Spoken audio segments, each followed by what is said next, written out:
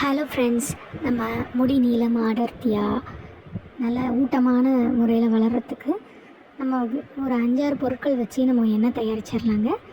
வாங்க என்னென்னு பார்க்கலாம். செம்பருத்தி இலைகள், மருதாணி இலைகள், வேப்பிலை கொஞ்சோண்டு, கருவேப்பிலை, பெரிய நெல்லிக்காய் பொடியாக நறுக்கியது. இரும்பு வாணலி யூஸ் பண்ணிங்கன்னா நல்லா ரிசல்ட் இருக்குங்க. இரும்பு வாணலியில் ஒரு 1/2 லிட்டர் தேங்காய் எண்ணெயை இந்த மாதிரி ஊற்றி சிம்மில் வச்சுருங்க. இந்த பொருட்களை எல்லாம் மிக்ஸி ஜாரில் எடுத்து தண்ணி விடாமல் இந்த மாதிரி அரைச்சிக்கோங்க.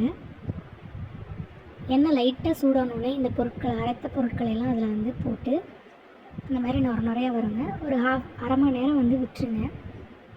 சிம்மிலேயே வச்சுட்டு நல்லா அதோட சாரமெல்லாம் அந்த எண்ணெயில் இறங்கணும். கலர் மாறும், அப்படியே நம்மளுக்கே தெரியும். இதில் நான் இது எல்லாமே நீங்கள் பவுடராக கூட யூஸ் பண்ணலாங்க. எனக்கு இதெல்லாம் நேச்சுரலாக கிடைக்காது அப்படின்றப்போ நீங்கள் நெல்லிக்காய் பொடி இந்த மாதிரி எல்லா பொடியுமே கடைகளில் கிடைக்கும். எனக்கு கரிசலாங்கண்ணி கிடைக்காதனால நான் கரிசலாங்கண்ணி மட்டும் பொடியாக சேர்த்துருக்கேன். பாருங்கள், இந்த மாதிரி கரிசலாங்கண்ணி பொடி அது ஒரு ஸ்பூன் நான் போட்டுக்கிறேன். போட்டு இந்த எண்ணெயில் நல்லா கலக்கி விட்டுட்டு ஒரு அரை மணி நேரம் அந்த சாரமெல்லாம் நல்லா இறங்குற அளவுக்கு சிம்லேயே வச்சு காய்ச்சணுங்க. அதுக்கப்புறம் ஒரு வெள்ளை துணியில் வடிகட்டிடுங்க.